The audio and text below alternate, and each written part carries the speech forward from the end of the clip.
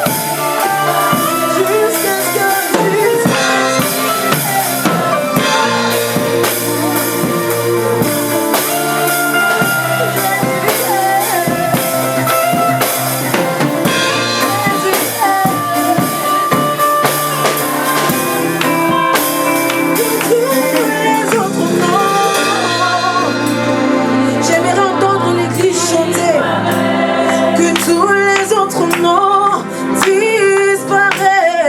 Tous les autres noms disparaissent. Jusqu'à ce qu'il n'ait que toi. Tous les autres noms disparaissent. Jésus prend ta place. Pendant que tu le dis, tu es en train de donner la place à Jésus dans ta vie encore de plus en plus que tous les autres noms. Les autres noms Disparaissent, que tous les autres noms disparaissent.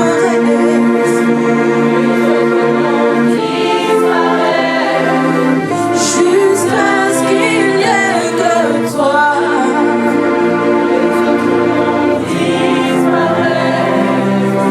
Jésus prend ta place.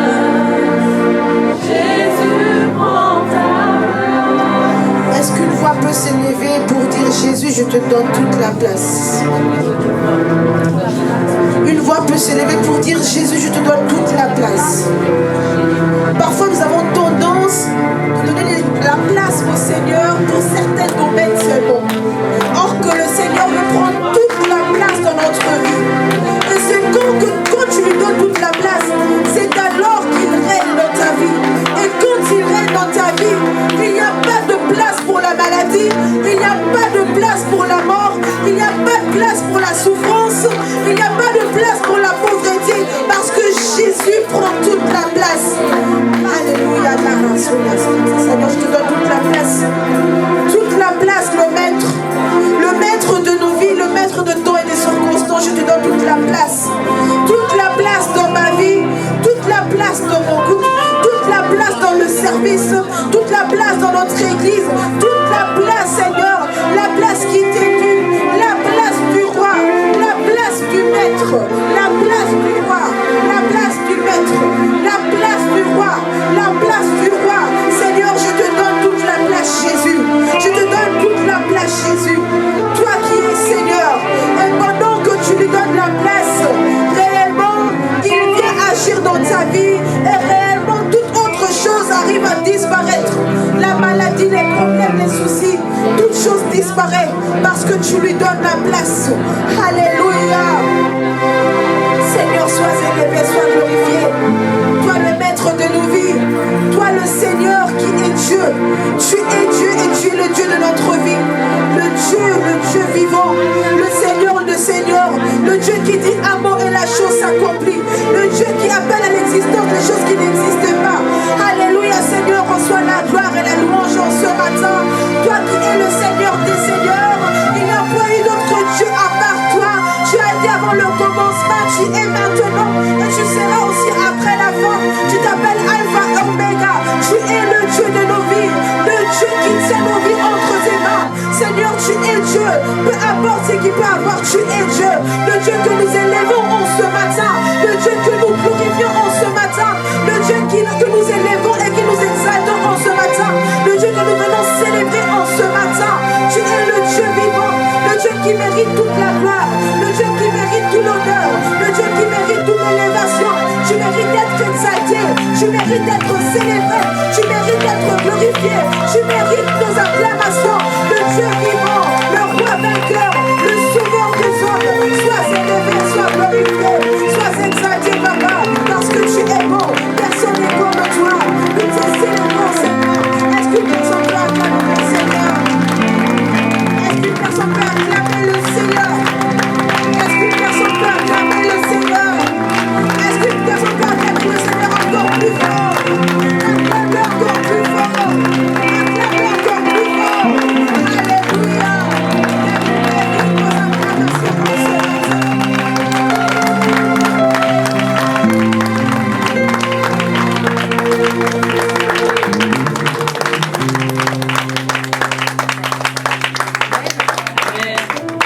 Je suis très heureuse d'être avec vous aujourd'hui. Carrément, je suis émue parce que moi, je suis là depuis le début. Et moi, si je suis là, c'est parce que je vais vous raconter l'évolution de l'Église après ces 2 années. Vous pouvez vous asseoir.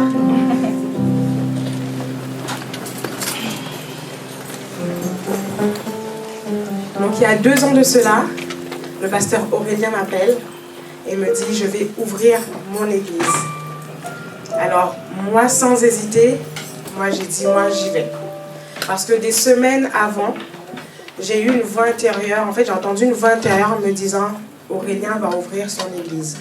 Alors quand j'ai entendu cette voix, je me suis dit bon Aurélien il va ouvrir son église parce que je cherchais une église. Aurélien va ouvrir son église, mais je ne sais pas quand est-ce qu'il va ouvrir l'église.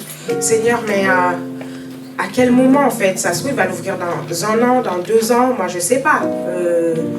Il faut que je trouve une église maintenant.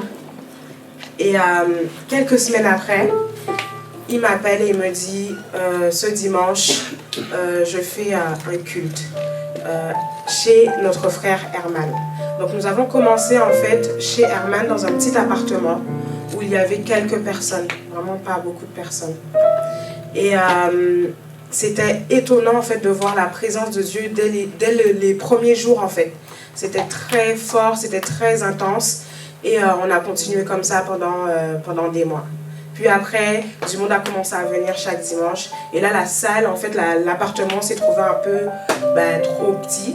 Et il fallait qu'on trouve un autre lieu. On a trouvé notre premier lieu ici. En fait, on était dans une autre salle. Et puis, la salle juste à côté était encore trop petite. Donc, on a dû changer pour se retrouver ici. Amen. Amen. Je suis vraiment contente parce que je vois que l'œuvre vraiment avance. Je vois que la salle elle est remplie. Hier, nous avons eu un baptême et on a eu énormément de baptisés. Et je vois que vraiment l'Esprit de Dieu est avec nous. C'est l'œuvre de Dieu. J'ai l'église d'Aurélien, mais il me dit à chaque fois, ce n'est pas mon église, mais c'est l'église de Dieu. Amen. Et il est à l'œuvre. Ce n'est pas de notre volonté ni de la volonté d'Aurélien, du pasteur Aurélien, pardon, mais c'est de la volonté de Dieu ce qui se passe aujourd'hui. Si on est tous réunis ici aujourd'hui, c'est parce que Dieu l'a voulu. Et je suis vraiment contente en fait. Maintenant, je vais un peu vous expliquer, parce que si il nous a appelés, si on est tous ici, ce n'est pas juste pour danser, ce n'est pas juste pour chanter, mais c'est pour sa mission première. Amen. Est-ce qu'on peut prendre Matthieu, le chapitre 12, au verset 25?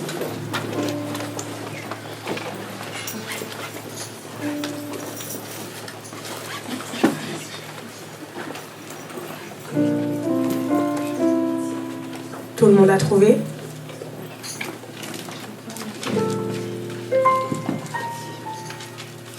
Alors, Matthieu, chapitre 12, verset 20.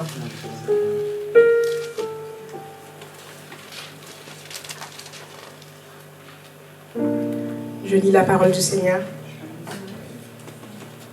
Il ne brisera point le roseau cassé, et il n'éteindra point le lumignon qui fume, jusqu'à ce qu'il ait fait triompher la justice. Je vais répéter. Il ne brisera point le roseau cassé, et il n'éteindra point le lumignon. Il n'éteindra point le lumignon qui fume, jusqu'à ce qu'il ait fait triompher la justice. Amen. Amen. Alors, lorsque le pasteur Aurélien nous a parlé de ce verset, je me suis dit, qu'est-ce qu'on va faire comme mission avec ce verset? Je ne comprends pas. Mais il est tellement doué dans l'enseignement que à ce moment-là, j'ai compris pourquoi le Seigneur m'a demandé d'être dans cette église particulièrement. Je sais que je ne peux pas aller ailleurs, mais ma place est ici. Alors, il ne brisera point les roseaux cassés. On voit aujourd'hui, il y a énormément de monde qui ont vécu des trahisons, qui ont vécu de l'abandon, des blessures intérieures, qui sont brisées par la vie en fait. Et on est énormément en fait. Et moi, je suis un roseau cassé. J'étais un roseau cassé. Amen. Je continue à travailler. Et je sais qu'aujourd'hui, nous allons pouvoir accueillir vraiment toutes ces personnes en fait qui ont du mal vraiment avec les blessures intérieures, avec tout ce qui se passe dans le monde, avec les difficultés de la vie, et nous allons les guider pour aller vers Jésus-Christ. Amen. Ensuite, il n'éteindra point le lumignon qui fume. Les lumignons, ce sont toutes les personnes qui ont une baisse de foi, qui ont peut-être perdu la foi, ou même qui se retrouvent sans église. Et nous, notre mission, ce sera vraiment de guider toutes ces personnes, de les accueillir, de les soutenir, d'être des frères, des sœurs, qu'on soit là pour eux en fait, pour qu'ils sachent vraiment que Jésus-Christ est vivant, que Jésus-Christ agit. Nous ne sommes pas une église juste comme ça. Nous avons cette conviction, et je parle pour toute l'assemblée, nous avons cette conviction, cette assurance que nous allons ramener les âmes au Seigneur parce que c'est la mission première. Amen. Aujourd'hui, le 5 juin 2022, regardez, moi je me rappelle de l'année dernière. Là, maintenant, on voit cette année. On verra les années qui vont suivre. Et je sais que le Seigneur va faire énormément dans cette église parce que ce n'est pas nous qui agissons, mais c'est le Saint-Esprit. Et lorsque le Saint-Esprit est au contrôle, lorsque c'est lui qui a la maîtrise de ce qui se passe, c'est pas de notre volonté vraiment. Donc, sa volonté sera faite en ce lieu. Et je sais que j'ai cette conviction dans mon cœur qu'on va aller très loin avec le Saint-Esprit qui va nous accompagner. Et vraiment, nous allons dépeupler le camp de l'ennemi. C'est ça la mission première, que tout le monde puisse avoir le salut. Vraiment, c'est ça en fait qui est important en fait. On sait que la vie est difficile aujourd'hui avec tout ce qui se passe, mais Jésus-Christ est vivant. Il console les cœurs, il restaure, et c'est ça qui est important. C'est qu'on n'oublie pas en fait que Jésus-Christ est là et qu'il agit encore. Il a agi hier, il agit aujourd'hui, il va agir demain. Amen. Amen. Alléluia. Amen. C'est une journée de joie et nous allons louer le Seigneur. Amen. Merci à mon grand frère, Berger Aurélien, de me donner la place ici. Je suis contente d'être parmi vous pour la première fois et je sais que ce n'est pas la dernière fois aussi. Amen. Nous allons louer le Seigneur, nous allons nous lever pour louer le Seigneur.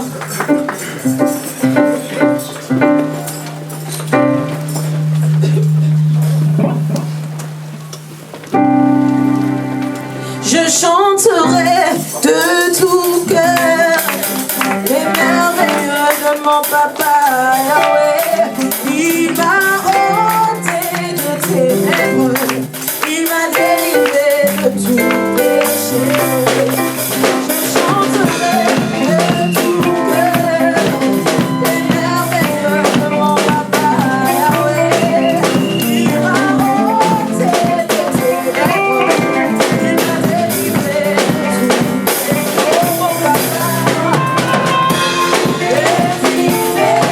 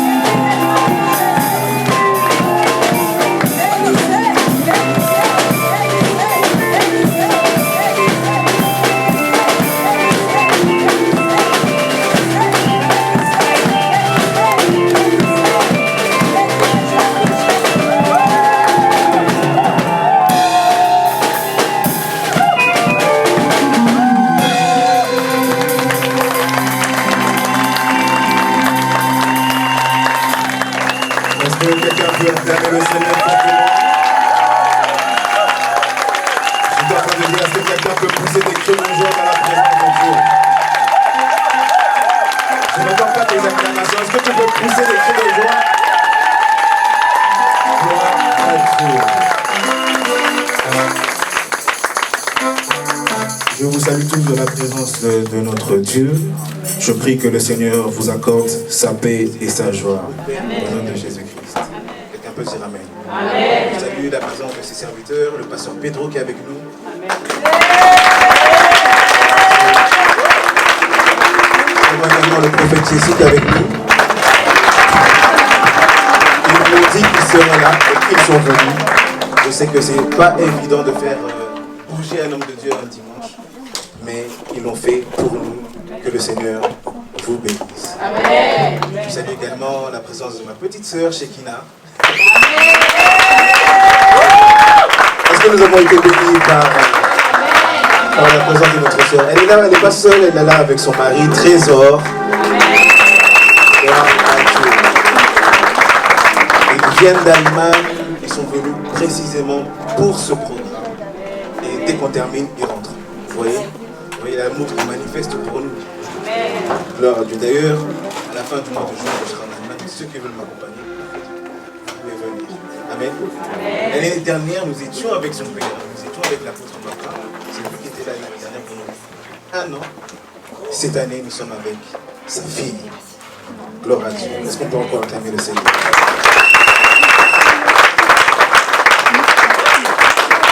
Alors, nous allons prendre un verset de la Bible qui se trouve dans Romains chapitre 1, le verset 7. Romains chapitre 1, le verset 16. Qu'il me soit permis de vous demander de vous mettre debout, s'il vous plaît, afin d'honorer les Écritures. Romains chapitre 1, le verset 16. Je serai très court, parce que nous avons énormément de choses à faire. Accordez-moi 15 à 20 minutes. Est-ce que tu as trouvé Romains chapitre 1, le verset 16? Romains chapitre 1, le verset 16. Je parle un peu beaucoup pour laisser le temps aux uns et aux autres de trouver ce passage. Romains chapitre 1, le verset 16. Est-ce que tu peux m'accompagner, s'il te plaît? Merci. Romains chapitre 1, le verset 16. La Bible dit ceci: car je n'ai pas honte de l'évangile. C'est une puissance de Dieu pour le salut de quiconque croit, du juif premièrement, puis du grec. Je relis une deuxième fois. Car je n'ai point honte, c'est l'apôtre Paul qui parle. Il dit: je n'ai point honte de l'évangile. Et il donne la raison. Parce que c'est une puissance de Dieu pour le salut de quiconque croit. Du juif premièrement, puis du grec. Est-ce que nous pouvons acclamer le Seigneur? Est-ce qu'on peut vraiment acclamer le Seigneur? Gloire à Dieu. Alors, depuis le début du mois de mai, nous sommes en train de développer un thème que j'estime être important pour l'Église. Et je prie le Dieu du ciel qu'il puisse intensifier, n'est-ce pas, mon intelligence, pour que je puisse capter ce que l'Esprit dit à l'Église. Amen. Et je sens dans mon cœur que ce message n'est pas seulement réservé à nous, Église CMES. Je pense que ce message doit s'étendre. Depuis le début du mois de mai, nous sommes en train de parler des fondements d'une Église vivante. Les fondements d'une Église vivante. Dis à 2 personnes les fondements d'une Église vivante. Vas-y, le calendrier, écoute ce matin. Les fondements d'une Église vivante. J'ai compris que une Église ne devient pas vivante par hasard.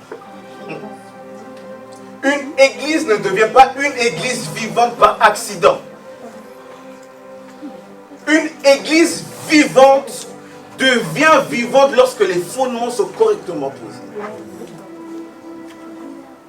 Parce que ceux qui assurent la solidité d'une structure, ce sont les fondements. Tout type de structure. Ceux qui assurent la solidité d'une famille, ce sont les fondements. Ceux qui assurent la solidité d'un couple, ce sont les fondements. Ceux qui assurent la solidité d'une entreprise, ce sont les fondements. Pareil, ceux qui assurent la solidité, n'est-ce pas, d'une église, ce sont les fondements. Et si, je ne sais pas s'il y a des architectes ici, je pense qu'ils seront d'accord avec moi. Il y a un fondement précis pour une structure précise. C'est-à-dire, on ne mettra jamais les mêmes fondements d'un immeuble de 2 étages qu'un immeuble de 5 étages. Parce que si tu mets les fondements d'un immeuble de 2 étages sur un immeuble de 5 étages, l'immeuble de 5 étages va s'écrouler. Et nous sommes en train de parler des fondements d'une église vivante. C'est-à-dire qu'il y a des fondements précis pour qu'une église soit qualifiée comme étant une église vivante. Une église vivante, c'est une église qui apporte la vie sur la terre. Une église vivante, c'est une église qui impacte. Une église vivante, c'est une église qui fonctionne dans l'excellence. Une église vivante, c'est une église qui transforme des vies. Une église vivante, c'est une église qui impacte des vies.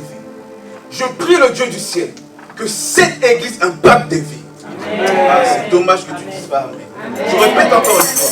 Je prie le Dieu du ciel que cette église de Brétigny impacte des vies. Je prie le Dieu du ciel que cette église impacte ta vie. Qu'il puisse avoir un avant et un après toi à cause de l'impact de cette église. Amen. Si tu es d'accord avec moi, dis très fort amen. Vas-y, quelqu'un peut dire amen. Une église vivante. Et j'ai compris, Pasteur Pedro, qu'une église vivante, c'est une église qui grandit tout simplement. Parce que tout ce qui vit grandit. Un jour tu étais un bébé, mais aujourd'hui tu as grandi. Pourquoi? Parce que tu es vivant. Le bébé que tu as, ou le bébé que tu étais, si tu restes dans cet état après plusieurs années, il y a une maladie. Voilà pourquoi moi je suis contre ceux qui disent que l'église n'a pas besoin de grandir en nombre. C'est bibliquement faux. Parce que lorsque tu lis Actes chapitre 2, une simple prédication évangélique de l'apôtre Pierre a provoqué une croissance d'environ 3000 âmes. Et ce n'est pas par hasard, ce n'est pas par accident que la Bible mentionne ce nombre. C'est bien, nous sommes en train de fêter nos 2 ans. Par la grâce du Seigneur, nous allons fêter nos 3 ans. Par la grâce du Seigneur, nous allons fêter nos 4 ans. Et ainsi de suite. Mais si nous ne connaissons pas une croissance numérique, c'est que peut-être notre église est malade. Parce que ce qui empêche la croissance, c'est la maladie. Et pour qu'une personne, un être humain puisse grandir correctement, il faut qu'il puisse manger correctement. Voilà pourquoi, comme je l'ai dit et je le répète, je chercherai toujours Dieu pour donner le pain de ce jour. Je ne veux pas vous donner le pain d'hier, ni le pain d'avant-hier, ni le pain de jeudi. Il y a des gens qui mangent le pain de jeudi, il est trop dur, comme ça tu es obligé de mettre dans le congélateur, dans le micro-ondes. Non, je prie le Dieu du ciel qu'à chaque fois je puisse le donner le pain de ce jour pour provoquer une croissance dans l'église. Et lorsque je parle de la croissance, je ne parle pas seulement de la croissance numérique, je parle aussi de la croissance spirituelle. Parce qu'il est triste de constater que beaucoup de personnes font beaucoup de choses à l'église. Ils viennent à l'église. Ils ont même des fonctions à l'église. Mais lorsque tu les écoutes parler, lorsque tu les vois agir, tu te poses la question, quel âge spirituel a-t-il? Parce qu'on peut remarquer, identifier la maturité d'une personne par son langage, par sa façon de parler. On peut reconnaître qu'une personne est mature par ses agissements et son caractère. Je prie le Dieu du ciel que tu puisses grandir spirituellement. Je prie le Dieu du ciel que tu puisses grandir spirituellement. Que tu puisses grandir de jour en jour. Que tu puisses grandir très vite. Ça m'étonne. Bibliquement, les disciples qui sont devenus des apôtres sont devenus apôtres au bout de 3 ans. 3 ans. 3 ans ont suffi pour que les apôtres puissent grandir spirituellement. Parce que Jésus n'est pas un Jésus irresponsable. Jésus n'est pas un Jésus irresponsable. Il savait très bien qu'il allait donner, n'est-ce pas, la responsabilité aux apôtres de conduire l'église. Mais il ne peut pas donner, n'est-ce pas, la responsabilité aux apôtres s'ils n'ont pas atteint l'âge qu'il faut pour diriger l'église. J'aimerais dire à quelqu'un, je ne suis pas éternel. Quelqu'un m'entend? Je ne suis pas éternel. Et puis, je ne resterai pas éternellement avec vous. Dieu peut me faire déplacer et je vais au Japon. Mais l'église va continuer. Et pour que l'église continue, il faut que des personnes grandissent. Dis à ton voisin, grandis. Bien, grandis. Bon, on dirait lui, il boude. Change de voisin, grandis. Non, change encore, bouscule-le, on dirait il boude encore. Grandis. Grandir pour assumer des responsabilités. Grandir pour être le représentant de Dieu sur la terre. Et je prie le Dieu du ciel que tu sois son ambassadeur sur la terre. J'aime un homme de Dieu qu'on appelle Rick Warren. Il a dit dans un de ses ouvrages que l'essentiel est de toujours considérer comme étant essentiel l'essentiel. L'essentiel est de toujours considérer comme étant essentiel l'essentiel. C'est-à-dire quoi? Si l'essentiel n'est plus considéré comme étant essentiel, celui qui est censé s'occuper, n'est-ce pas, de ce qui est essentiel, perd son temps. Quelqu'un me suit? Amen. Si dans ta vie personnelle, si tu ne t'occupes pas des choses essentielles pour ta vie, tu perds ton temps. Imaginez-vous qu'un homme, au lieu de chercher du travail pour nourrir sa famille, lui, les choses essentielles, c'est d'acheter des plays. Pendant qu'il achète des plays, ses enfants meurent de faim. C'est-à-dire quoi? Cet homme est irresponsable.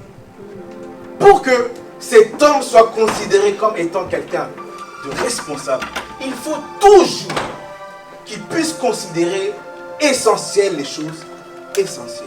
Et c'est pareil pour l'église. Si l'église ne s'occupe pas des choses essentielles, l'église perd son temps. Nous allons venir fêter des 2 ans, des 3 ans, des 4 ans, des 10 ans. Mais si les choses essentielles ne sont pas considérées, nous sommes en train de perdre notre temps.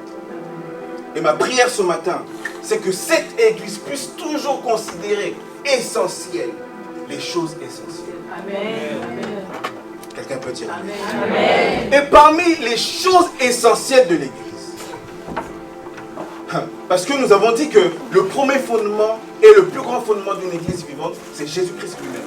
Parce que la Bible dit que Jésus va dire à Pierre, tu es pierre et sur cette pierre je bâtirai mon église. En d'autres termes, parce que la pierre c'est Jésus. Parce que quand tu lis Actes chapitre 4, le verset 11, la Bible dit, c'est Pierre qui parle, il dit que la pierre que vous avez rejetée, vous qui bâtissez, est devenue la principale de l'endroit. Quelle est cette pierre? Jésus-Christ. C'est-à-dire quoi? Jésus-Christ est le fondement sur lequel l'église doit bâtir pour qu'elle puisse être considérée comme étant une église. Est-ce que je parle à quelqu'un? Mais parmi les choses essentielles, n'est-ce pas, de l'église, l'une des choses importantes, j'ai réfléchi, je me suis dit, pour les 2 ans de l'église, qu'est-ce que je dois prêcher? Qu'est-ce que je dois dire à l'église? Et j'ai senti fortement dans mon cœur que c'était de ces choses que je devais parler. L'une des choses essentielles de l'église, c'est d'annoncer l'évangile. Si l'église n'annonce pas l'évangile, elle perd son temps. Et j'aimerais dire à l'église, on n'annonce pas l'évangile dans l'église. Je viens bousculer ta doctrine. On n'annonce pas l'évangile dans l'église. Dans l'église, on enseigne. Pour qu'à l'extérieur, nous puissions, n'est-ce pas, annoncer l'évangile. Parce qu'on annonce l'évangile à des païens, pas à des chrétiens. On n'annonce pas l'évangile à des chrétiens. On annonce l'évangile à ceux de gloire. Est-ce que je parle à quelqu'un? Amen. La Bible, le verset que nous avons lu est très important. C'est l'apôtre Paul. Il dit ceci. Car je n'ai point honte de l'évangile. Pour ceux qui me connaissent, j'apporte beaucoup d'importance aux mots utilisés dans un verset. Ce verset commence par une conjonction de coordination. Je sais que je te ramène à l'école, mais c'est vrai. Il faut utiliser ce qu'on a appris à l'école. Ce verset commence curieusement par une conjonction de coordination. Car. Et car introduit une explication. C'est-à-dire quoi? Le verset 16 explique le verset 14. Alors qu'est-ce que l'apôtre Paul dit dans le verset 14? Il dit ceci. Je me dois d'aller vers les Grecs. Nous allons le lire. C'est très important. Romains chapitre 1, le verset 14. La Bible dit ceci. Je me dois aux Grecs et aux barbares, aux savants et aux ignorants. Je me dois. C'est-à-dire quoi? L'apôtre Paul utilise le mot devoir pour aller chez les Grecs. Or, le mot devoir implique l'obligation. Quelqu'un qui dit que je me dois, c'est-à-dire qu'il s'oblige à aller. Quelqu'un me suit? Amen. Je ne parle pas comme un prof d'école. Hein. Ça va? Est-ce que vous me suivez? Amen. Dis à ton voisin, réveille-toi, réveille-toi. Réveille-toi, toi qui dors, réveille-toi. C'est-à-dire quoi? Il dit que je me dois aux Grecs. Et au verset 16, il dit, je n'ai point honte de l'évangile. Pourquoi il n'a pas honte de l'évangile? Parce qu'il doit aller chez les Grecs. Il est obligé d'aller chez les Grecs. Et je me suis posé la question, prophète. Pourquoi l'apôtre Paul se sent obligé d'aller vers les Grecs, d'aller annoncer l'évangile aux Grecs? Tout simplement à cause du verset 1 de Romains chapitre 1. La Bible dit là-bas. Là-bas, c'est l'apôtre Paul qui se présente. Il dit que je suis apôtre de Jésus-Christ pour annoncer l'évangile. C'est-à-dire quoi? Celui qui a la connaissance de son appel s'oblige à faire certaines choses. On dirait du bout ce matin. Je répète encore une fois. Celui qui a la connaissance de son appel, celui qui sait pourquoi il existe sur la terre, celui qui connaît la mission que Dieu, n'est-ce pas, lui a confiée sur la terre, s'oblige à faire certaines choses. Si l'apôtre Paul dit que je me dois d'aller aux Grecs, parce que l'apôtre Paul connaît son appel, il est important que l'Église connaisse la raison de son existence. Est-ce que je parle à quelqu'un? Il est important que l'Église connaisse, n'est-ce pas, la raison de son existence. Nous ne sommes pas là seulement pour venir chanter, Shekinah chante, on danse. Non. Ce n'est pas seulement pour ça que l'Église, n'est-ce pas, existe. Ce n'est pas seulement pour venir faire du bavardage à l'Église. Si l'Église existe, frère, c'est pour annoncer l'Évangile. Il faut que tu puisses annoncer l'Évangile. Tu dois faire de ta vie un outil d'évangélisation. Ta vie, un outil d'évangélisation. Tout ce qui concerne ta vie doit devenir un moyen par lequel tu annonces l'Évangile. Sur les réseaux sociaux, annonce l'Évangile. Lorsque tu es au travail, annonce l'Évangile. Lorsque tu es avec tes collègues, annonce l'Évangile. Lorsque tu es avec tes amis, annonce l'Évangile. Lorsque tu es en famille, repas familial, trouve toujours une opportunité pour glisser le nom de Jésus. Parce que parler de l'Évangile, c'est parler de Jésus-Christ. Romains chapitre 1, le verset 2, la Bible dit que l'évangile concerne Jésus-Christ. C'est-à-dire quoi? Lorsque tu parles de l'évangile, tu parles de Jésus. Voilà pourquoi l'apôtre Paul peut dire qu'il y a une puissance qui se dégage de l'évangile. Parce que l'évangile, n'est-ce pas, parle de Jésus-Christ. Et Jésus-Christ est puissant. Jésus-Christ est puissant. Je dis Jésus-Christ est puissant. Il est tellement puissant. Il a la capacité de changer les trajectoires d'une vie. Il a la capacité de changer les trajectoires d'une femme prostituée et de faire elle une grande évangéliste. Il a la capacité de ressusciter les morts. Il a la capacité de guérir n'importe quelle maladie. Il a la capacité de ressusciter les morts. Il a la capacité de purifier les métaux. Je suis en train de parler de Jésus. Dis à ton voisin, il parle de mon Jésus, il parle de mon Jésus. Dis à ton voisin, il parle de mon Jésus. Mon Jésus est le tout-puissant. Mon Jésus est le plus grand. Mon Jésus est le tout-puissant. Mon Jésus est élevé. Mon Jésus est surélevé. Mon Jésus a la toute-puissance. Je vais dire à quelqu'un que le diable peut avoir une puissance, mais le Dieu est tout-puissant. Le diable a une puissance, mais mon Dieu est le tout-puissant. Satan, le diable a une puissance, mais mon Dieu est le tout-puissant. Le diable a une puissance, mais mon Dieu est le tout-puissant. Les démons ont une puissance, mais mon Dieu est le tout-puissant. Le sorcier a une puissance, mais mon Dieu est le tout-puissant. Il y a 3 personnes qui parlent de mon Jésus. Si tu n'as pas de Jésus, essaye le mien. Si tu n'as pas de Jésus, essaye le mien. Mon Jésus guérit les malades. Mon Jésus guérit le cancer. Mon Jésus guérit le diabète. Mon Jésus ressuscite les morts. Mon Jésus transforme les hommes. Transforme les vies. Je dis, mon Jésus est puissant. Si l'apôtre Paul dit je n'ai pas honte de l'évangile, parce qu'il a expérimenté la puissance de Dieu dans sa vie et au travers de ça. C'est-à-dire quoi? Dieu t'envoie pour annoncer l'évangile. Mais tu dois savoir que ce que tu annonces dégage une puissance. Amen. Tu as la capacité d'imposer les mains, n'est-ce pas, sur un malade et ce malade doit guérir. Il est triste de constater que l'Église parle de l'évangile, mais n'expérimente peu la puissance de Dieu. Amen. Je prie le Dieu du ciel que tu puisses expérimenter la puissance de Dieu. Je répète encore une fois, que dans ta famille, tu expérimentes la puissance de Dieu.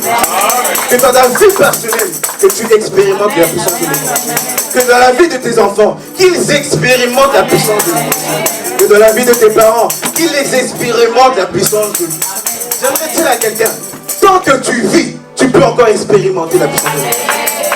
Voilà pourquoi lorsque tu te lèves le matin, même si tu as des soucis, même si tu as des problèmes, même si tu as pleuré toute la nuit, tant que tu vis, tu es un candidat potentiel pour expérimenter la puissance de l'évangile. Voilà pourquoi j'aimerais dire à quelqu'un, crois encore parce que Jésus est vivant. Crois encore parce que Jésus fait encore des miracles. Crois encore parce que Jésus est vivant. Crois encore parce que Jésus est le plus puissant. Crois encore parce que Jésus guérit les malades. Crois encore parce que Jésus... j'ai dit Jésus est vivant.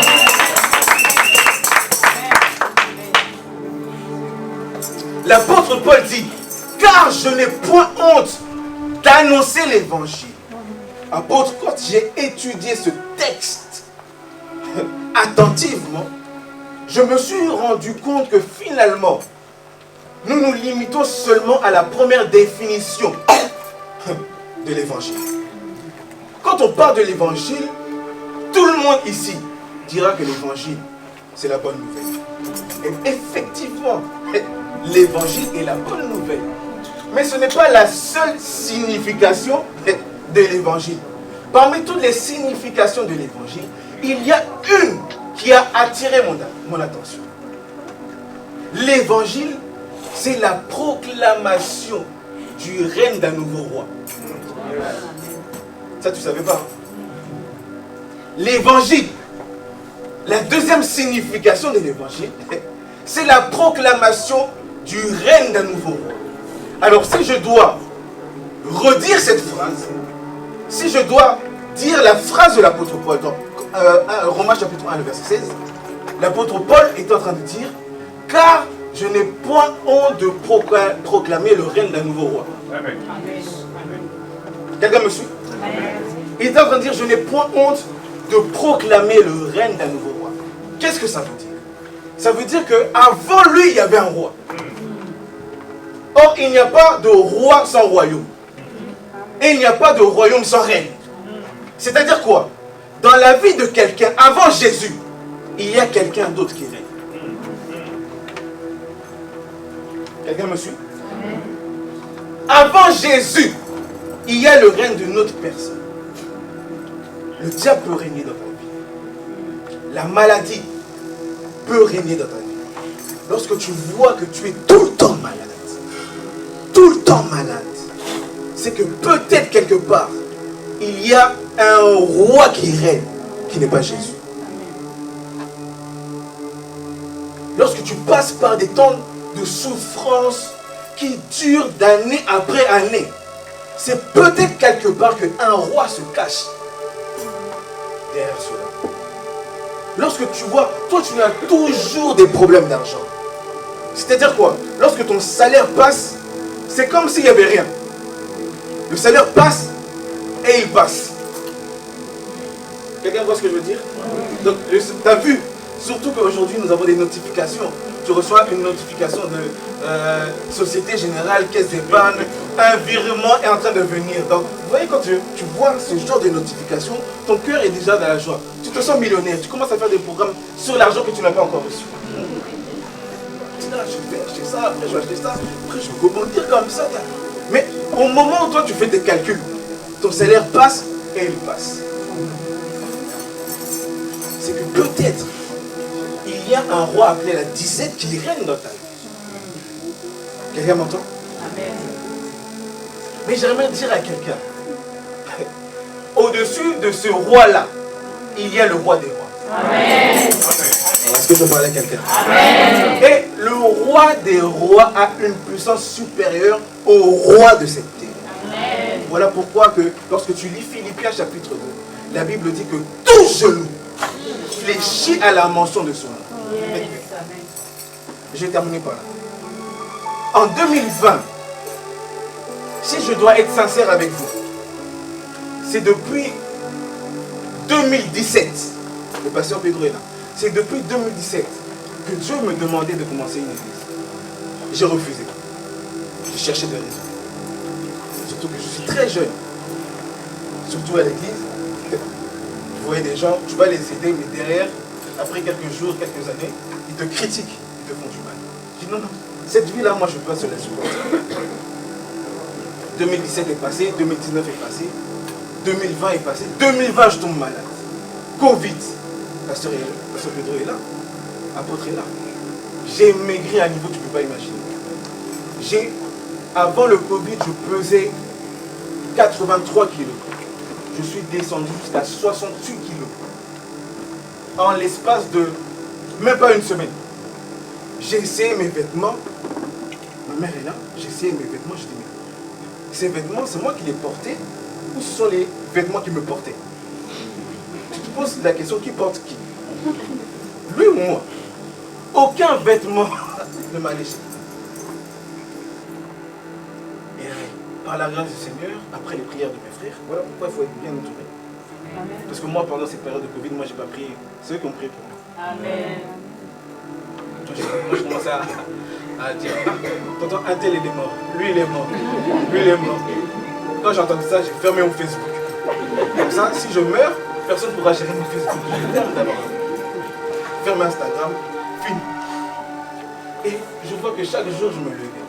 Chaque jour, n'est-ce pas, je me levais. Chaque jour, je dis quelque chose. Je ne suis pas mort, donc je suis vivant. Et quand j'ai commencé à me sentir mieux, un frère va m'écrire. Il va me dire, Aurélien, tu es trop têtu. Normalement, tu devrais mourir. Tous les gens étaient contents de me voir, Aurélien va mieux et tout. Lui me dit, Aurélien, tu devais mourir. Parce que tu es trop têtu. Si Dieu t'a gardé en vie, c'est parce que tu dois commencer une église. Amen. Il ne connaissait pas ce qu'il y avait dans mon cœur. Elior. C'est le frère Elior. Pasteur Elior. Il m'a dit, tu es têtu, tu dois commencer. Quand je me suis senti mieux, par la grâce du Seigneur, c'était la fin du premier confinement, direct, nous avons commencé l'église. Voilà pourquoi nous avons commencé à cette date-là précise. Je n'ai pas voulu attendre. J'ai fait la fiche, en une semaine, les gens sont venus. 14 personnes, on a commencé avec 14 personnes. L'apôtre était là. Bref, maintenant pendant la période de Covid, je reçois un appel de mon employeur. Il me dit que, Aurélien, tu étais en arrêt de travail, maintenant tu commences à te sentir mieux, mais malheureusement, on ne peut pas garder tout le monde. Donc, si à la fin du mois de mai, on ne te trouve pas un endroit pour te placer, eh bien, on va te licencier. Donc déjà, je suis tombé malade, c'est même pas ma faute. J'ai même pas fait exprès. On me licencie, moi Aurélien. Ah non, j'ai appelé encore le pasteur Pedro. On avait une équipe. Pendant le premier confinement, c'était bien. Hein? Ah, Joël, toi. C'était bien. J'ai appelé mes frères, j'ai dit non, ça va pas là. On va me licencier, il faut faire quelque chose. Ah, on a prié, nous on priait la nuit. 23h, 3h du matin. Prié, on a prié. 2-3 jours après, je reçois un appel de mon employeur. On me dit, Aurélien, est-ce que tu es prêt? Je dis, moi toujours prêt. On a trouvé un poste au ministère de l'enseignement supérieur avec la ministre. À l'époque, c'était Madame Frédérique Vidal.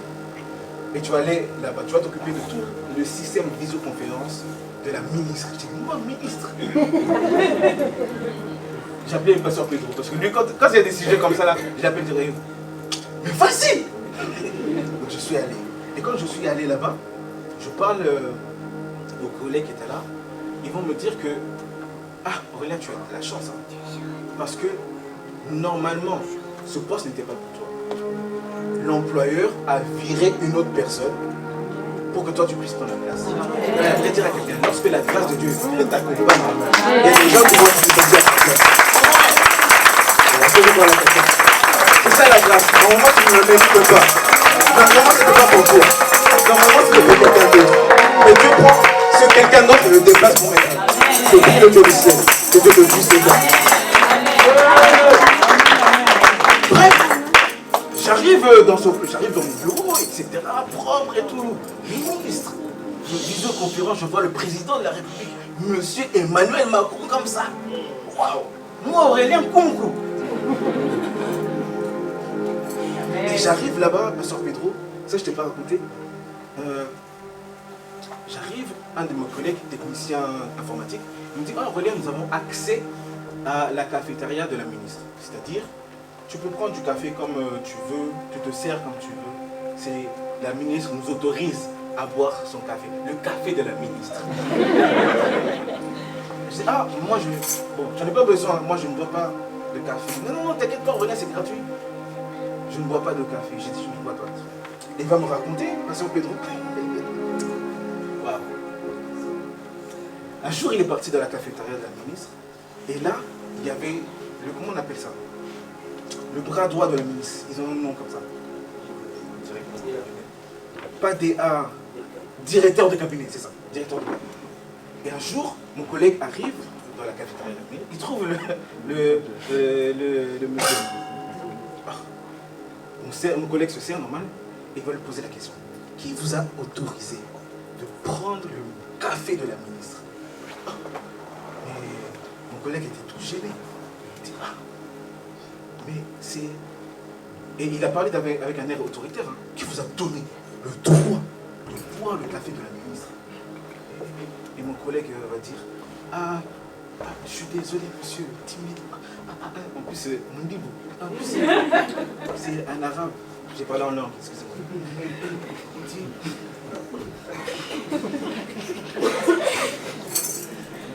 non, c'est la ministre, Madame Frédérique Vidal, qui nous a autorisé à prendre le café de la ministre. Et le directeur de cabinet dit, excusez-moi. Prenez, servez-vous. Il a eu peur parce que sinon on va le virer. Prenez autant que vous voulez. Vous pouvez prendre ce café. La ministre n'était pas présente. Mais simplement la mention de son nom a suffi pour que le directeur de cabinet tremble. J'aimerais dire à quelqu'un, lorsque le nom de Jésus est cité, les démons tremblent. Les démons tremblent.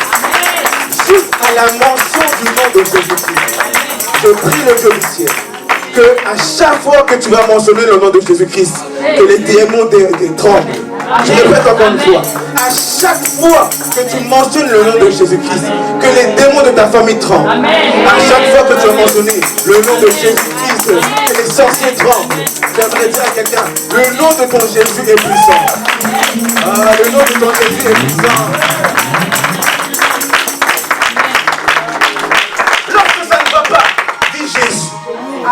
Lorsque ça ne va pas dans ta vie, lorsque tu n'as plus de solution, dis Jésus. Parce que j'aime Jésus. J'aime Jésus. Parce que quand Jésus vient dans la vie de quelqu'un, il ne propose pas une solution, mais il propose la solution. Parce qu'il y a une différence entre une solution et la solution. Moi, je peux venir et te proposer une solution. Cette solution peut marcher ou elle peut ne pas marcher. Mais lorsque Jésus propose la solution fonctionne toujours. J'aimerais dire à quelqu'un, la solution de Jésus fonctionne toujours. Peu importe le souci, la solution de Jésus-Christ fonctionne toujours. Peu importe le désarroi, mais la solution de Jésus-Christ fonctionne toujours. Peu importe la disette, mais la solution de Jésus-Christ fonctionne toujours. Peu importe le trou du péché que tu te trouves, mais la solution tu le trouves toujours en Jésus-Christ. Peu importe le poids des difficultés, mais la mention du nom de Jésus-Christ a la capacité de faire trembler les murs de Dieu. Dire quelqu'un, il parle de mon Jésus, il parle de mon Jésus. Donc pour ce qui veut dire, il parle de mon Jésus, il parle de mon Jésus. L'apôtre Paul dit, je n'ai point honte de l'évangile, car c'est une puissance pour le salut du juif premièrement. Le salut. Quel est le lien entre le salut et l'évangile? L'évangile est une puissance. C'est-à-dire quoi? Quelqu'un qui a besoin de salut, c'est quelqu'un qui a besoin d'une délivrance. Parce que le salut signifie délivrance. Mais pour que cette personne soit délivrée, il faut que l'évangile soit annoncé. C'est-à-dire quoi? Si tu n'annonces pas, il y a des personnes qui resteront en prison du péché. Tout le monde n'ira pas au ciel. Il ne faut pas écouter une chanson qu'un Français chante. On ira tous au paradis, même mon chien, même mon chat, même ma grenouille, même le nzogo. Non, tout le monde n'ira pas au paradis. Ceux qui iront au paradis, ce sont ceux et celles qui auront accepté justement. Amen. Mais pour que cet évangile soit accepté, tu dois annoncer. Amen. Et j'ai compris, pasteur, que parfois les gens ont peur d'annoncer. Parce que tout simplement, ils n'ont pas expérimenté l'évangile de leur vie. Ils l'ont adopté d'une manière intellectuelle. C'est-à-dire que l'évangile, c'est la bonne nouvelle. Mais est-ce que tu as expérimenté l'évangile? Quelqu'un qui a expérimenté quelque chose n'aura pas honte d'en parler. L'apôtre Paul a expérimenté l'évangile dans sa vie, au travers de sa vie. La Bible dit dans Actes chapitre 19, le verset 11, que... Est-ce qu'on peut le lire? Ça me vient tout de suite à l'esprit. Actes 19, 11.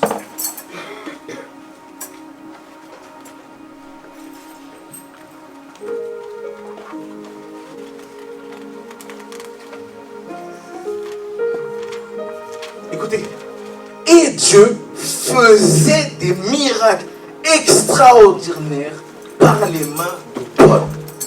Wow. Et Dieu, qui faisait les miracles? Dieu. Non, réponds. Qui faisait les miracles? Dieu. Non, tu es sûr? Qui faisait les miracles? Dieu. Comment il faisait les miracles? Celui qui n'a point honte de l'évangile, Dieu fera des miracles au travers de ses mains. Amen. Amen. Voilà pourquoi tu dois être rempli du Saint-Esprit à chaque moment. On n'est pas rempli seulement. Moi, je ne comprends pas. Les gens pensent que être rempli du Saint-Esprit, c'est seulement pour tomber à l'église. Je vous dis, recevez. Merci Seigneur. Tu fais des galipés, tu tournes. On est obligé de trouver des gens pour te tournir tout ça parce que la personne est saisie de l'esprit. Mais, ok, il n'y a pas de problème. Il n'y a pas de problème. Mais qu'est-ce que tu fais après être rempli du Saint-Esprit? À chaque fois que tu vois dans la Bible que les apôtres étaient remplis du Saint-Esprit, ils annonçaient l'évangile. Parce que celui qui n'annonce pas, n'est-ce pas, l'évangile, il fait du gaspillage spirituel. Tu gaspilles le Saint-Esprit. Tu gaspilles la puissance du Saint-Esprit. Je prie le Dieu du ciel que quelqu'un soit rempli du Saint-Esprit pour annoncer l'évangile. Pour annoncer l'évangile. Acte chapitre 1, je termine par là. Acte chapitre 1, le verset 8. La Bible dit, et vous recevrez une puissance, celle du Saint-Esprit. Le Saint-Esprit n'est pas une puissance. Le Saint-Esprit n'est pas une puissance. Le Saint-Esprit, c'est Dieu. Et lorsqu'il vient dans la vie de quelqu'un, il décharge une puissance. Et cette puissance rend cette personne capable d'être un témoin. Ceux qui disent qu'ils n'ont point honte de l'évangile, ce sont ceux qui sont revêtus de cette puissance. Et je prie le Dieu du ciel que quelqu'un soit rempli de Saint-Esprit. Amen.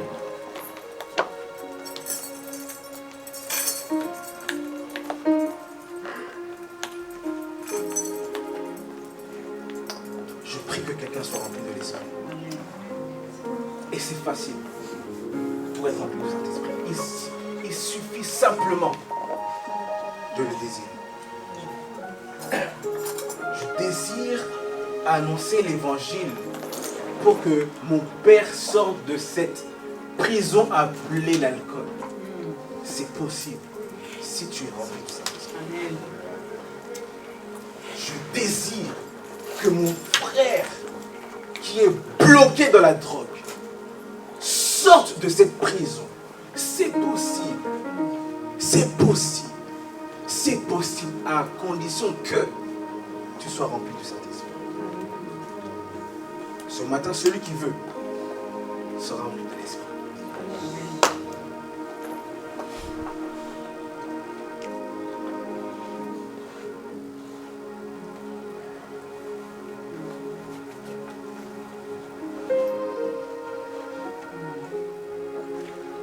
Celui qui veut peut être rempli de l'Esprit. Tu veux faire partie de ceux qui vont débloquer la vie de certaines personnes qui sont bloquées dans une prison. Tu désires, tu le peux, si tu es rempli de l'Esprit.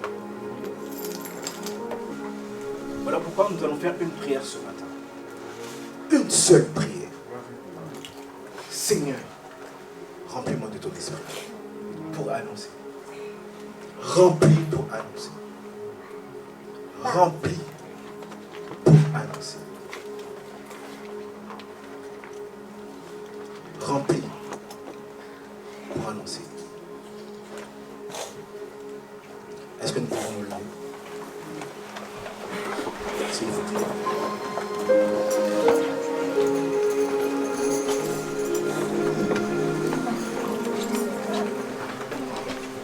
Nous allons chanter un chant, nous l'avons chanté tout à l'heure. Chacun va le chanter. Et ensuite, nous allons prier.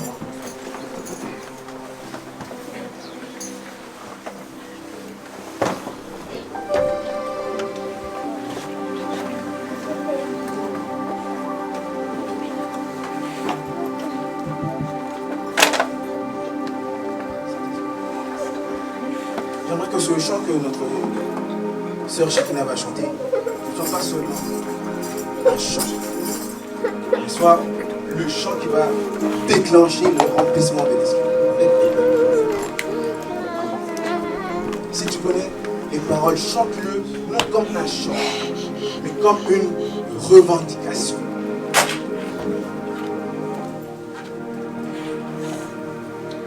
Et je crois que certaines personnes seront remplies de cet esprit. Remplies pour témoigner.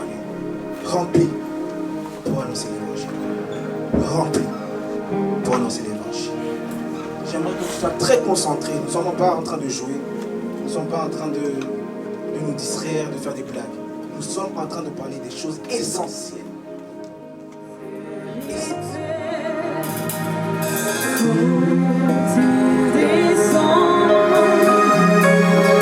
L'atmosphère change, il y a un transfert. Oh.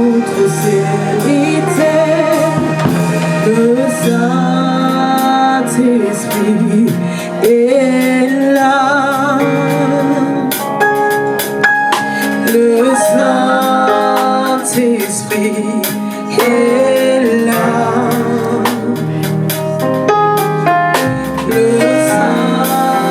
Saint-Esprit est là. Est-ce qu'on peut le chanter ensemble? Dis simplement, le Saint-Esprit est là. Saint-Esprit est là. Le Saint-Esprit est là encore, le Saint-Esprit est là. Est-ce que tu peux lever tes mains dans la présence du Saint-Esprit? Dis que le Saint-Esprit est là. Le Saint-Esprit est là. Encore plus fort, le Saint-Esprit est là. Le Saint-Esprit est là. Le Saint-Esprit est là. Les maladies sont prises, les aveugles voient, les paralytiques sautent de joie.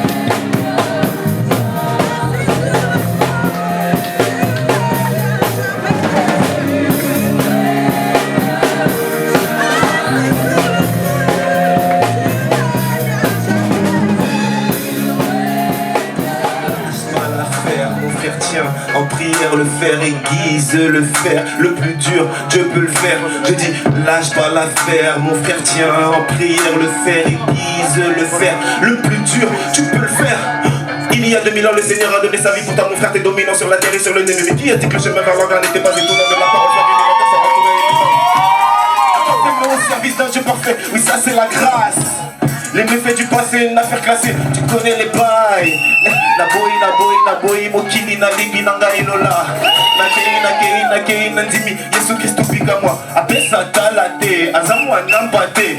Kosaka nakana nzambe, na yebite, nazali pepele. Amu, alongo la kasoni, tout le monde. Zamba zanzamba lole, asara nangonga.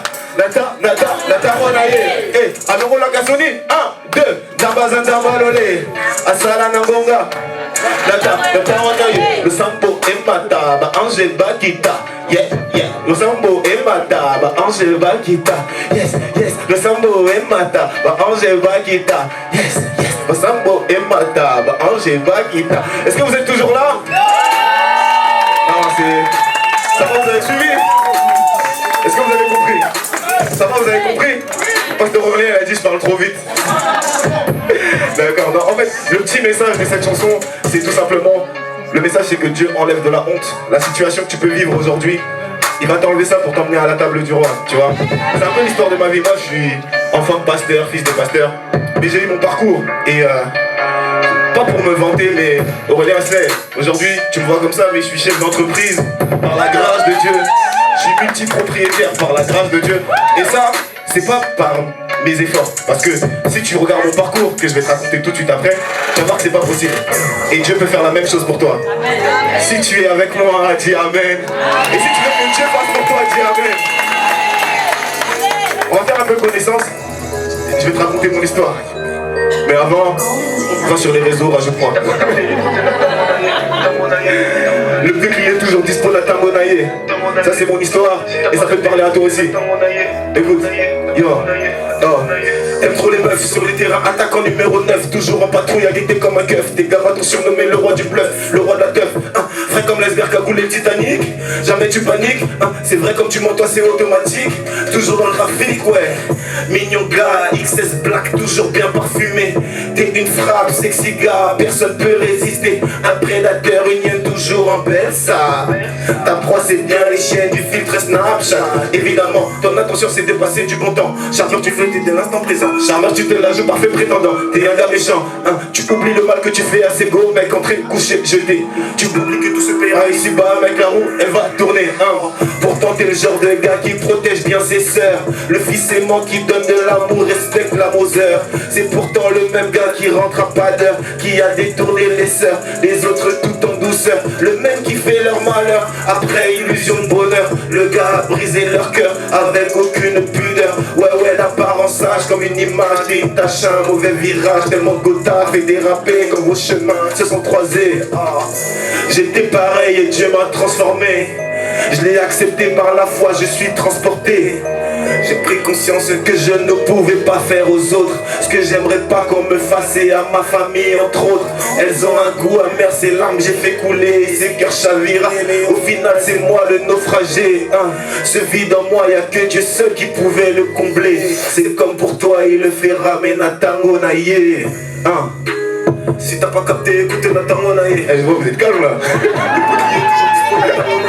Vous êtes triste ou pas? C'est mon histoire. Mais ce qui est beau, c'est que Dieu m'a délivré de ça. Dieu m'a délivré de ça. C'était un lien, tu vois. Nous, on était les mecs, on vient à l'église pour gérer les meufs. Il y en a peut-être parmi nous, sans effet au nom de Jésus. Mais Dieu nous a délivré de ça. Tu sais, c'est des liens. Et aujourd'hui, je loue le Seigneur parce qu'il m'a acquitté. Et est-ce qu'on peut glorifier le Seigneur pour ça? Parce qu'il a brisé toutes les chaînes. Toutes les chaînes. Écoute. Il n'y a plus rien pour moi à quitter. En cas c'est un je suis acquitté. J'ai mon avocat acquitté. Pour le ciel j'ai le visa acquitté. La grâce est un but, je suis acquitté. Vas-y garde ton but, je suis acquitté. Au prix du sang, Christ m'a racheté. Satan et ses potes, tu vas paniquer.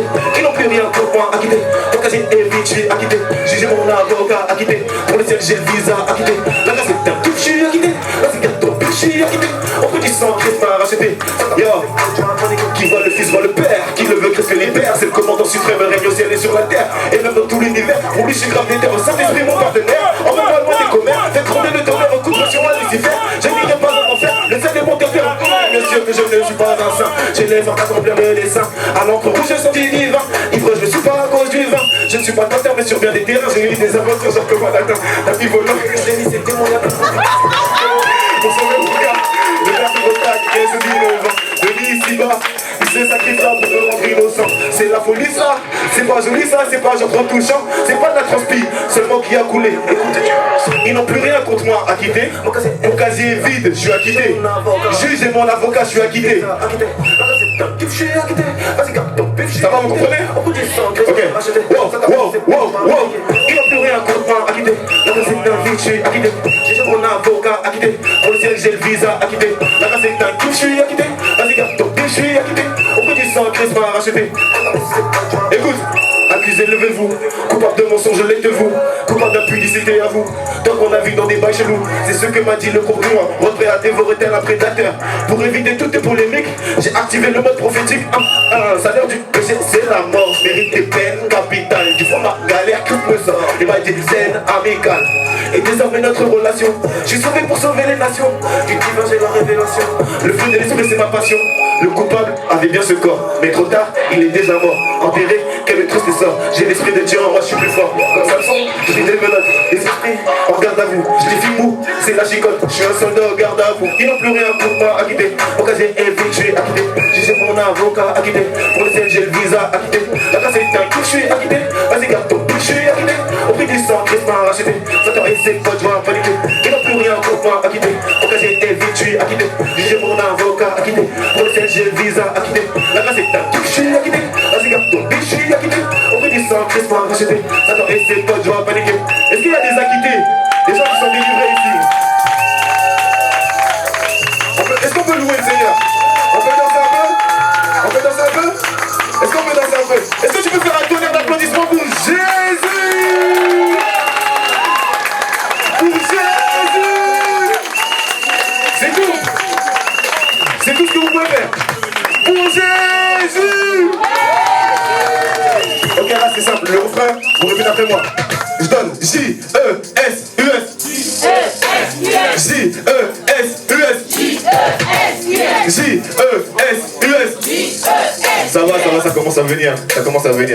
On y va. Yo. La vie est dure, peut-être des problèmes, des dilemmes, c'est fini, dis amen. C'est devant le trône qu'on prospère nos âmes, jamais vers l'est, pas de blasphème. Rentre le sang et l'eau plein de son esprit, ta tête va hocher. Sur son de vivre la marée haute, chrétien, il va falloir nager. Je dirais le tout piquant. Mon Dieu ne l'en est pas au Vatican. Il n'est plus sur la croix, il est ressuscité, mon Seigneur est vivant. Venu du ciel ici-bas, la terre a bugué, le temps s'est remis à zéro. Gilet barbare, la protection est totale, tu peux l'appeler super-héros. Mieux que Nakamura Hiro, il est le maître du temps, ça rend paro. Eh oh, la vie est belle, on te l'a dit. Comme elle l'a dit, Morgan, c'est le daddy. Oh, Père, Fils, Saint-Esprit ressent la présence divine, monte crescendo. Satan est tombé, nous avons gagné, voilà bingo. Il crée du kryptonite, c'est mon gardien et la vie se facilite. Ça va un peu vite, hein, cette louange dans un style africain. Pour le boss, ça en vaut la peine. Attends, vite fait son âge, c'est les belles. J. La danse, elle est comme ça. Il y a des danseurs ici ou pas? Voilà, comme ça derrière. Ouais. Voilà, attitude. Pour Jésus, attitude. Pour Jésus, attitude. Vous êtes prêts? J-E-S-U-S. Donnez-moi un J-E-S-U-S. Plus fort à J-E-S-U-S. Donnez-moi un J-E-S-U-S. Yo, c'est J-E-S-U-S. Quand tu cries, il écoute ton SOS. La vie c'est pas un jeu, Star Sénégal ça marche pas, vas-y range ton PES. Mes textes sont carrés, je compte pas tourner au rond, mes louanges sont classées X. On cache le triangle Illuminati, RR2 c'est notre Matrix. Lucifer, Euro 2 c'est vrai mais y'a RAS. Vous venez de dévorer mais pour lui c'est trop la hesse. On vit caché sous la main de Dieu. Jésus dit que la vie c'est précieux, yo. Il est Dieu, il est dit lui-même, tu peux le comprendre dans Matthieu 4-7. Il est encore aujourd'hui là et au nom des radiocassettes. Alors moi j'ai dit niet, je ne veux pas être malhonnête. L'objectif est d'être enlevé avant qu'il nous impose la marque de la bête. Attitude, ils sont les danseurs. Attitude, attitude, ouais, attitude. Pour Jésus, attitude. Comme ça. 1, 2, 3, on y va. J-E-S-U-S. Donnez-moi un J-E-S.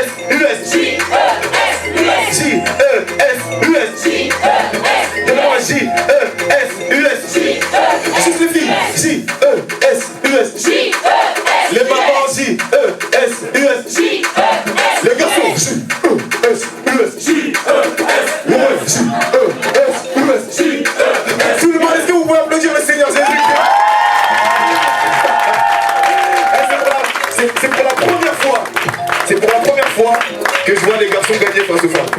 Est-ce qu'on peut applaudir pour les hommes de cette église? Ok. On va finir sur la dernière chanson. La dernière chanson, elle est simple. On dit juste que nous ne sommes pas n'importe qui parce que c'est Dieu qui vit en nous. Tu vois, non? Regarde ton voisin, tu dis c'est Dieu qui vit en moi. Dis l'autre voisin, dis lui, je suis pas n'importe qui, frère. Voilà. Ok. Ok. Ok, s'il y a des danseurs, c'est le moment. Parce que ça va bouger dans tous les sens là. Wow. Wow. Ya. Ya. Ok. Ouais, c'est gang, ici bas c'est la guerre. Entre nous et les démons, il faut que tu comprennes. Sur le ring, pas de trêve. Tu baisses les bras, tu crèves. Je suis armé, mes voyous, je ne suis pas un voyou. Mon bonheur ne prend pas le sujet tabou. Je suis armé, mes voyous, je ne suis pas un voyou.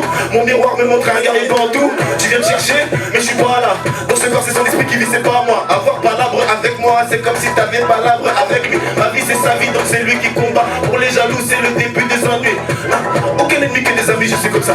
Dans les bêtises, dans les âneries, je suis voilà. Ça va, allez, tu crois quoi? Bien sûr qu'on vaincra avec Dieu, qu'il le veuille ou pas, qui vivra verra que je suis pas n'importe qui, je suis pas n'importe qui, et toi t'es pas n'importe qui, t'es pas n'importe qui, ça va, allez, tu crois quoi? Bien sûr qu'on vaincra avec Dieu, qu'il le veuille ou pas, qui vivra verra que je suis pas n'importe qui, toi si t'es pas n'importe qui, et toi t'es pas n'importe qui, t'es pas n'importe qui. On va la faire en français ici, pas de Wolof. On est chasseurs de démons, on l'équipe comme dans Call of. La prestation n'est jamais bof, le péché en mode off et la Bible en best-of. Je suis pas équipé comme un Ghostbuster. Foi dans mon cœur, je suis un God Fighter. Fais pas le malin, tu vas pas assumer de t'en prendre au fils de Dieu présumé. Nouveau-né depuis que la parole est née, racheté par Yahweh. Toi, enfant de Dieu, c'est quoi ce que tu me racontes là? Ça se peut pas, écoute. Je ne suis pas son enfant, la chair de sa chair. Je suis son fils, l'esprit de son esprit. Rien n'a été fait parce que je l'ai mérité. Tout ce que j'ai, je l'ai car j'ai hérité. Contre Blocus, on a le matos. Tu peux faire attitude avec moi? C'est la dernière. Attitude. Yo. Attitude. Attitude. Je suis pas n'importe qui. Je suis pas n'importe qui. Je suis pas n'importe qui. 1, 2, 3, et ça va. Allez, tu crois quoi? Bien sûr qu'on vaincra avec Dieu, qui le veuille ou pas, qui vivra verra. Je suis pas n'importe qui. Tu t'es pas n'importe qui. T'es pas n'importe qui.